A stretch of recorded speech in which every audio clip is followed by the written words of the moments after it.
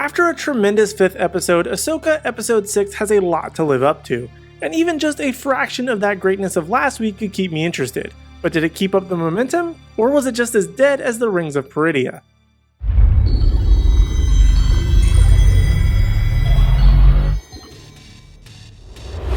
What's up, Nerdgenic Nation, fellow Star Wars enthusiasts? Aaron Waller here, and today I want to give my thoughts on the 6th episode of the Star Wars Disney Plus series, Ahsoka. This episode sees Morgan Elsbeth and her crew arrive in the new galaxy in search of Grand Admiral Thrawn, and Sabine continuing her quest to find Ezra. And with that, let's first address the Purgle in the room here. This episode was an absolute slog. It was incredibly hard to get through that by the end of it I just felt like this.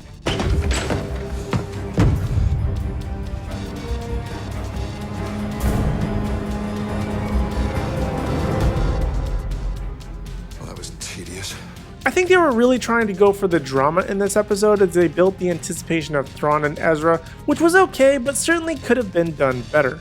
And I did like certain elements of the episode, such as the Chimera and its creepy crew of stormtroopers, which felt a bit more like the ghost ship out of Pirates of the Caribbean more than anything else, but it was still pretty cool. And I also enjoyed some of the new creatures, like the Howler and the Loti, or as I like to call them, the Teenage Mutant Ninja Snails. They both presented something we haven't really seen a whole lot in the live action series since The Mandalorian when we first met Grogu, which is a creature that can also be kinda cute and fun. But as for the biggest reveals, being that of Thrawn and Ezra, they were mildly disappointing in my opinion. First, let's talk about Ezra.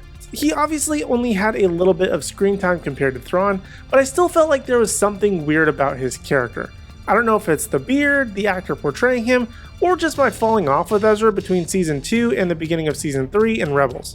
I'm just not as massive of a fan of Ezra as others may be, and though it is cool to see him in live action, I'm not necessarily jumping out of my seat either, because he was largely expected to be seen. Since we already knew that Thrawn was coming, it really only made sense that we would see Ezra too.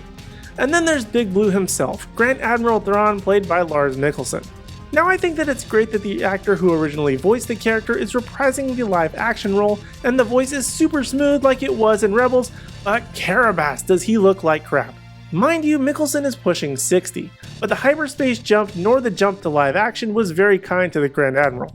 I just felt like if they're going to make the jump to live action, they would just go all in and recast Thrawn, considering that it's been done with 99% of the Rebels crew already, so why not just put the final stamp on it and bring in someone who looked a bit closer to the more imposing animated version.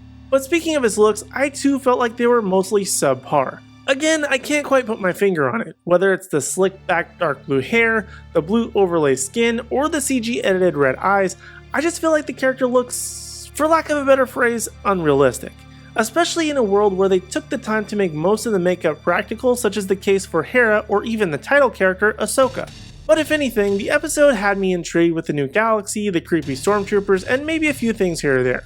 But it was so tough to get through and keep my eyes open. And I just feel like maybe a lot of people will still end up giving it praise, largely just because Thrawn and Ezra show up, but it just wasn't doing it for me.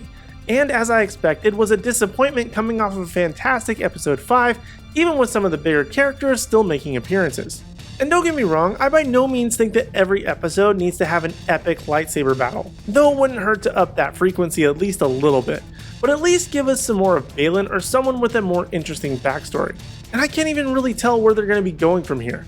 Ahsoka will arrive at Peridea next week and she'll get Ezra and Sabine off and be able to take them back in for what exactly? To only have Thrawn return too? So then what was the whole point of telling us about this far off galaxy that supposedly all the youngling stories are based off of? I'm sure they'll be doing something with all that, but still. I really have no idea where all of this is going or what the point will be, considering it's a very different galaxy with the Emperor being gone. Will all of this just end up kicking off the First Order? So many questions were answered in this episode, and so many more ended up replacing them. I don't even know what to predict for the future. I just hope that it's good whenever they give the full reins of writing and directing back to Filoni, because that was just pure gold.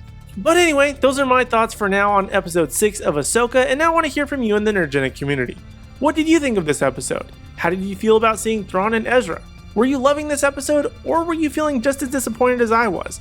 Let me know your thoughts in the comments section down below, and while you're down there, be sure to hit like, subscribe, and ring the bell notification so you don't miss out on any future videos, as well as my thoughts on the next episode of Ahsoka. And also be sure to give us a follow across all social media platforms at Nerdgenic. That way you don't miss out on any special news, announcements, or articles at nerdgenic.com. But in the meantime, if you want even more video content from us, check out my thoughts on the previous episode of Ahsoka right over here, or for more Star Wars content, check out this playlist right over here.